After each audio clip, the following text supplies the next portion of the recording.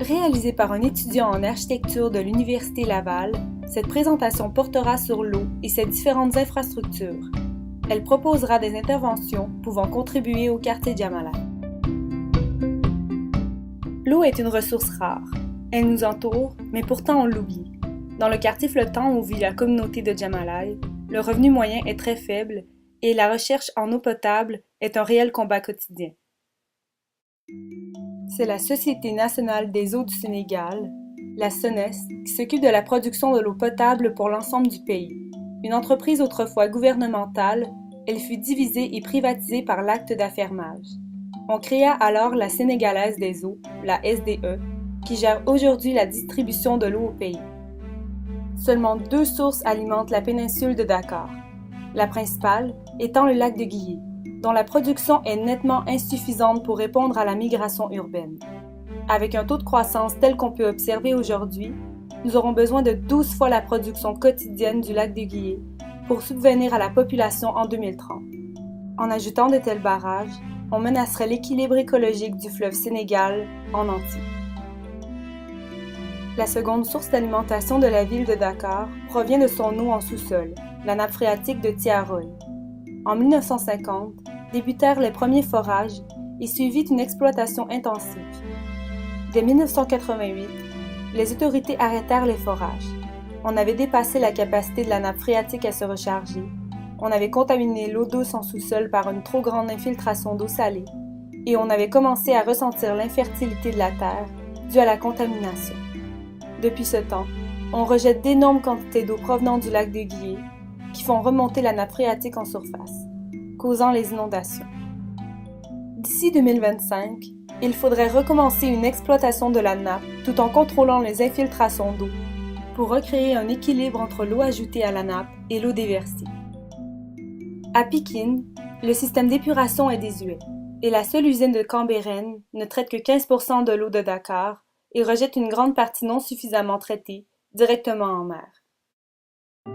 Par ailleurs, la saison des pluies ne dure que 3 mois, mais elle est très intense. Près de 650 mm d'eau sont notamment tombés en 2005. Les bassins de rétention débordent chaque année, ce qui crée des inondations et des expulsions aux frais du gouvernement, qui ne peut utiliser cet argent pour améliorer son infrastructure.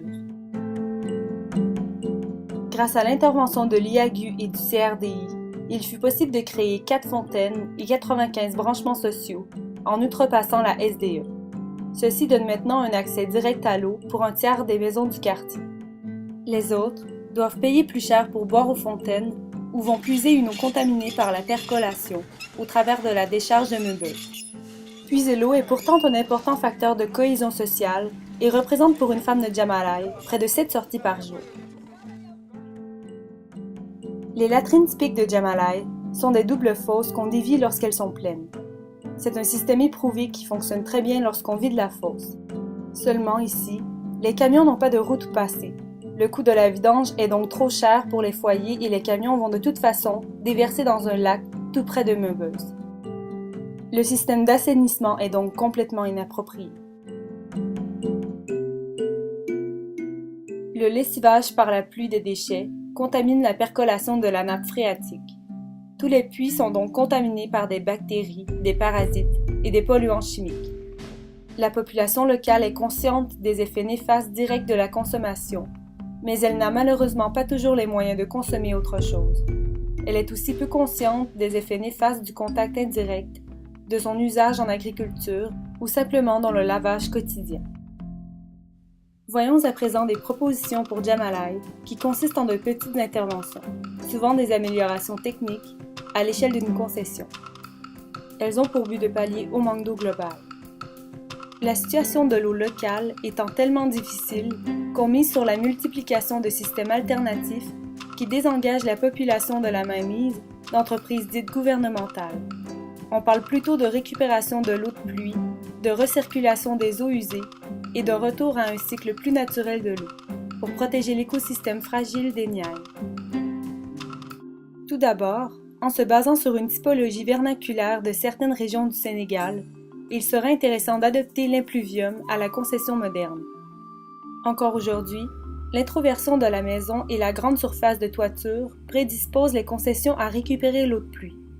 Avec quelques gouttières coupées dans un tuyau de PVC, quelques ancrages à béton et des réservoirs construits sous la cour ou à côté de la construction principale, on peut récupérer jusqu'à 88 mètres cubes d'eau par année. Il est cependant important de filtrer l'eau de pluie, car elle absorbe les contaminants de l'air en tombant. Une autre technique, visant à pouvoir boire l'eau des puits, se base sur les technologies de distillation à faible coût. On peut imaginer un système facile à fabriquer et utilisant des éléments locaux. On pourrait user du principe de la cafetière italienne inversée, puisque c'est la puissance solaire qui fait augmenter la pression à l'intérieur du baril. La vapeur chaude descend donc le long du tube, où elle se condense sur les parois froides d'un récipient de plastique, ou même mieux, de terracotta, placé à l'ombre de la bouilloire.